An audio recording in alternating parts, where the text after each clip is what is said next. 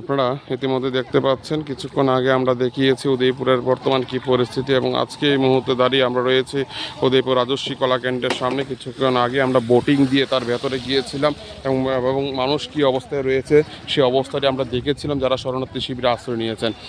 এবার আপনারা দেখতে পাচ্ছেন একেবারে রাজস্বীর ভেতরে কিন্তু জল প্রবেশ করে গিয়েছে, জল একেবারে থই থই অবস্থায় রয়েছে এবং সেখানে আপনারা কিন্তু দেখতে পাচ্ছেন বিভিন্ন গাড়ি কিন্তু সেখানে আসছে।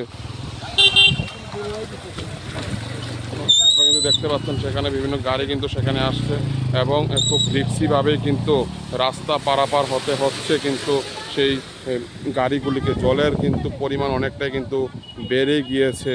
বহু গাড়ি কিন্তু রাস্তার মাঝপথ থেকে কিন্তু ঘুরিয়ে দেওয়া হচ্ছে এবং গোমতী জেলার যে পুলিশ সুপার রয়েছে যে নমিত পাঠক, তার সরকারি বাংলোতেও কিন্তু প্রবেশ করেছে জল।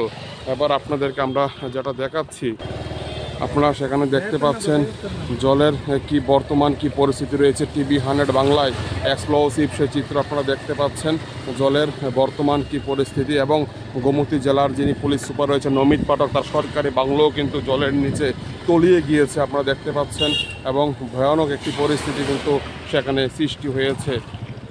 নমিত পাঠকের একেবারে ঘরের ভেতরে কিন্তু সেখানে প্রবেশ করছে জল। জাতীয় সড়কের দুধারে কিন্তু দাঁড়িয়ে রয়েছে বহু মালবাহী গাড়ি, সেখানে দাঁড় করানো হয়েছে নিরাপদ স্থানে, সেখানে রাখা হয়েছে বহিরাজ্যের গাড়ি। নাগাল্যান্ড থেকে সেই গাড়িটি রাজ্যে এসেছিল এবং উদয়পুরে ভয়ানক পরিস্থিতি আপনারা দেখতে পাচ্ছেন। উদয়পুরে আপনারা দেখতে পাচ্ছেন নো পার্কিং অর্থাৎ নো এন্ট্রি সেখানে কিন্তু ইতিমধ্যে কিন্তু দেওয়া হয়েছে। নো এন্ট্রি একটি বোর্ড কিন্তু সেখানে লেখা হয়েছে নো এন্ট্রি দিয়ে। পাশাপাশি আপনারা দেখতে পাচ্ছেন একেবারে রমেশ চৌমুহনী পর্যন্ত যে জাতীয় সড়কটি রয়েছে সে রাস্তাটি শুনশান রয়েছে, জনমানব ধীরে ধীরে কিন্তু সেখানে শূন্য হচ্ছে। বহু দূরপাল্লার গাড়ি দাঁড়িয়ে রয়েছে। আগরতলাগামী যে গাড়িগুলি রয়েছে সেই গাড়িটি কিন্তু রমেশ চৌমুহনীতে দাঁড়িয়ে রয়েছে। তার কারণ মানুষ রাস্তা পারাপার হতে গিয়ে সমস্যায় কিন্তু পড়তে হচ্ছে। এই ধরনের সমস্যা রীতিমতো কিন্তু গোটা শহরকে কিন্তু নাড়িয়ে দিয়েছে। যেসব বাড়িঘরে পানীয় জল নেই তাদেরকে কিন্তু জলের ড্রাম দিয়ে সেখানে পানীয় জল দেওয়া হচ্ছে। গভর্নমেন্ট থেকে তার ব্যবস্থা কিন্তু করা হয়েছে। আপনারা দেখতে পাচ্ছেন পানীয় জল দেওয়া হচ্ছে গাড়ি দিয়ে। যে জায়গাটি আপনারা কিন্তু দেখতে পাচ্ছেন সেটা হচ্ছে খিলপাড়া, যে কিছুদিন আগে সেখানে জল ছিল, ইতিমধ্যে কিন্তু খিলপাড়ার সড়কের জল নেমে গিয়েছে। যে জায়গায় জল বইতে ছিল, রাজ্যের মুখ্যমন্ত্রী এসেছিলেন সেই জায়গায় কিন্তু ইতিমধ্যে জল কমে গিয়েছে।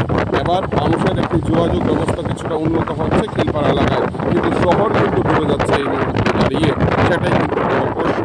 বিভিন্ন জায়গায় কিন্তু জল নেমে গিয়েছে। গোটা রাস্তাতে একেবারে আপনারা দেখতে পাচ্ছেন জল নেই। বিভিন্ন বাড়িঘরে যে নদীর জল প্রবেশ করেছিল সে বাড়িঘরে কিন্তু নদীর জলগুলি কিন্তু নেমে গিয়েছে। এই মুহূর্তে একটি স্বস্তির এবং ভালো একটি খবর আপনাদের জন্য আমরা নিয়ে এসেছি টিভি 100 বাংলায়। উদয়পুর থেকে সরাসরি দেখতে পাচ্ছেন সেই আপডেট খবরটি।